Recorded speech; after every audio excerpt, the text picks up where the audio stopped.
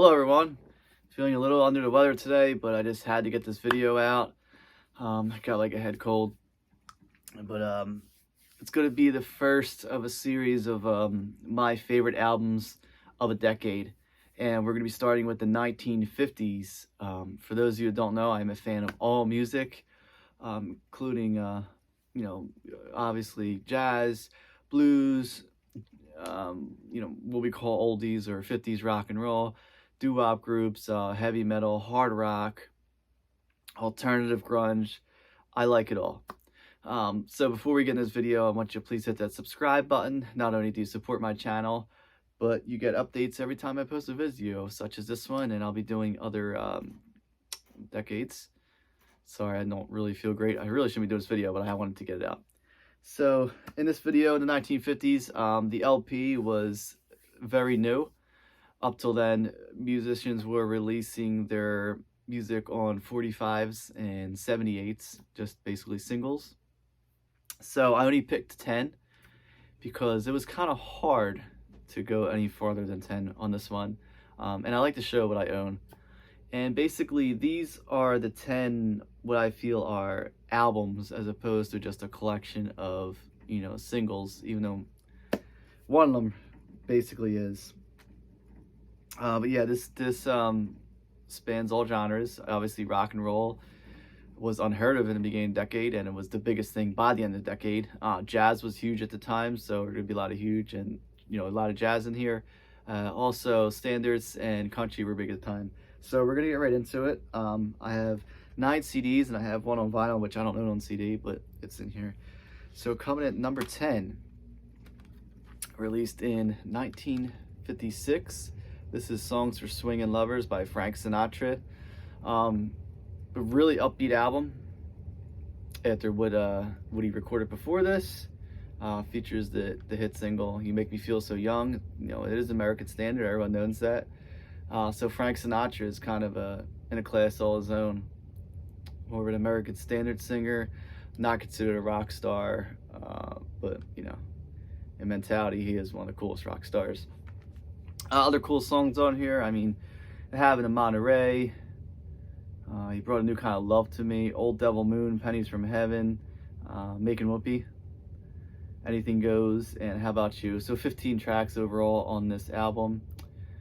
Very short songs, as you could tell, to squeeze 15 tracks on an LP, especially in the mid-50s. Coming number 9, released in I believe this is 1956, Round About Midnight by Miles Davis under the name the Miles Davis Quintet. I feel like this is the first LP by Miles Davis to really put him on the map, really make him a star. Obviously, he was in the jazz scene, doing club stuff. Signed at Columbia Records to release this masterpiece, one of his first masterpieces to come out. And I'm just trying to find the band on here. So yeah, this is obviously John Coltrane is on this. John Coltrane on saxophone, William Red Garland on piano, Paul Chambers on bass, and Philly Joe Jones on drums. So any combination with Miles Davis and John Coltrane is just unbeatable jazz for me. Coming number 8, another jazz album. This is Time Out by the Dave Brubeck Quartet. Dave Brubeck leads the band here on piano. Very cool jazz songs on here.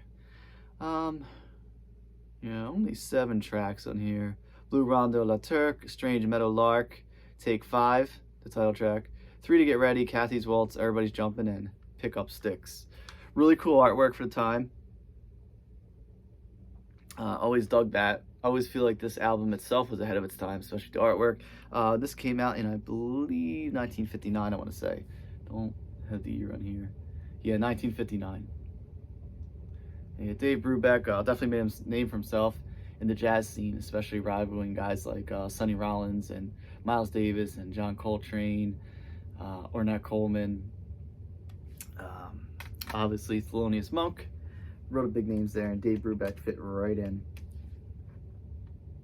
Coming number 7, just mention them, The Shape of Jazz to Come by Ornette Coleman. This album here was a game changer. Basically just free jazz, I love the title, The Shape of Jazz to Come, because after this, everyone would adopt this style, coming from Miles Davis, John Coltrane, all the big names. Lonely Woman eventually, Peace, Focused on Sanity, Congeniality, and Chronology. So basically, this features Ornette Coleman on alto sax, Don Cherry on cornet, Charlie Heaton on bass, and Billy Higgins on drums. And the rhythm section between Hayden and Higgins is just amazing. It's hard to match on here, and one of the greatest jazz albums of all time, and I feel like this doesn't get as much love. In my opinion, this is the third best jazz album of all time, right behind Kind of Blue and I Love Supreme. Okay, coming in number 6, another one by Frank Sinatra. This was released in 1955. This is called In the Wee Small Hours. Awesome artwork there. It paints a picture of, New York City in the 50s. Great style dressed there by Frank Sinatra. So basically, this is, I feel like this is probably if not one of, the first concept albums of all time. Basically, it's Frank Sinatra telling the story of his recent divorce that he was going through at the time. Very dark album. Very mellow. Very cool to just sit back, and I like to listen to this in the dark, even in the rain. Just take it all in and kind of reminisce about, not that I was alive in the 50s, but what I picture the 50s to be.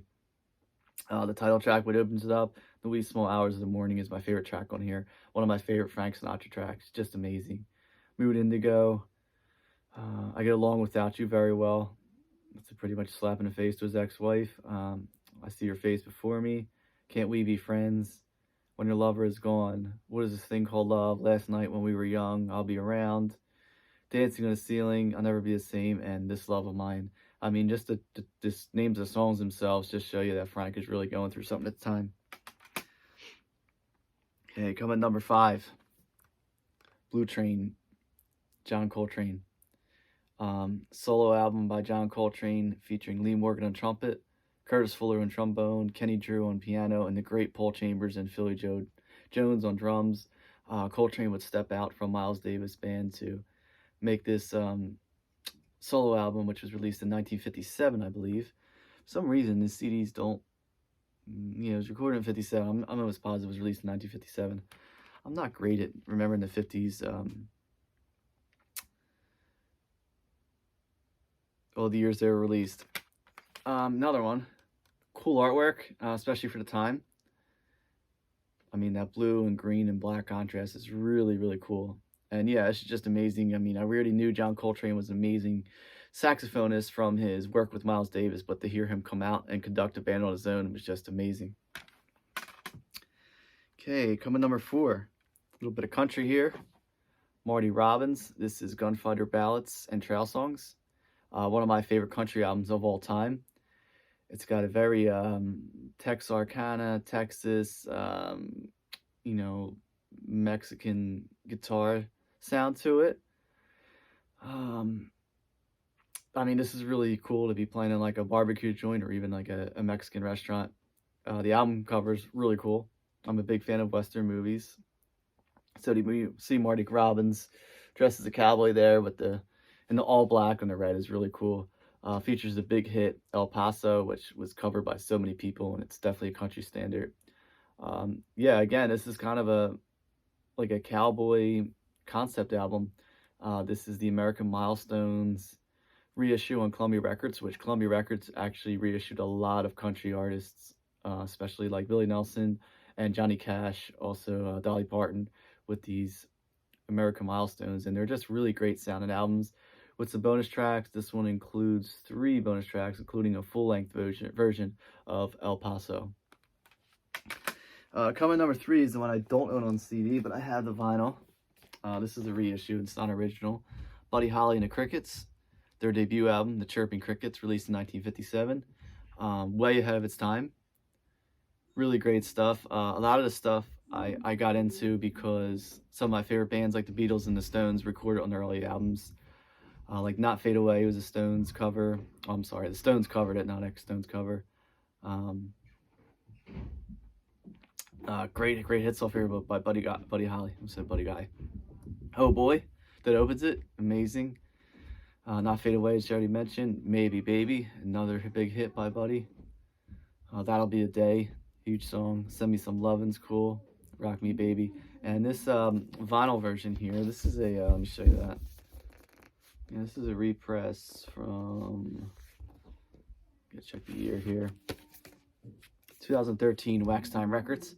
Features 4 bonus tracks: Blue Days, Black Nights, Rock Around with Ali V on side 1. Side 2 ends with Don't Come Back Knocking. I'm changing all those changes. Cool liner notes. Picture Buddy Holly there, and original liner notes along with some cool posters there. And that was number 3. Coming number 2. Now, this is really tough to decide between these two. Number 2, probably a shocker. Kind of Blue, Miles Davis, in my opinion, the greatest jazz album of all time. Miles Davis, milestone. Yeah, I mean, this guy released so much great stuff, but he could never beat this, although Sketches of Spain and Bitches Brew came very close, but Kind of Blue was just a masterpiece. I mean, with the greatest jazz ensemble of all time, in my opinion. Julian Cannonball Adderley, Paul Chambers, James Cobb, John Coltrane, Bill Evans, and Wynton Kelly. Amazing. Way ahead of its time, released in 1959. Again, really cool artwork. I love the blue and black contrast there with the white. I can't talk, my throat's killing me. So What, Freddie Freeloader, Blue and Green, All Blues, and Flamenco Sketches makes up this album, and it's just one of those albums I can listen to over and over on repeat and never gets old. And every time I hear it, it's like I'm hearing something else, like I'm hearing a different note for the first time, different chord change for the first time. But I mean, that rhythm section again, just amazing. So cool. And coming at number 1, this came in number 1 because I think of the importance. Only beating out Kind of Blue very slightly, although they could be tied at number 1 for the 50s. But number 1 for me, Elvis Presley, the debut album, well, debut LP, I should say, by Elvis. This is the CD version, which is different than the original vinyl, which I actually own, the original pressing of, which is amazing that I found it. I literally found it for $3. But this is great.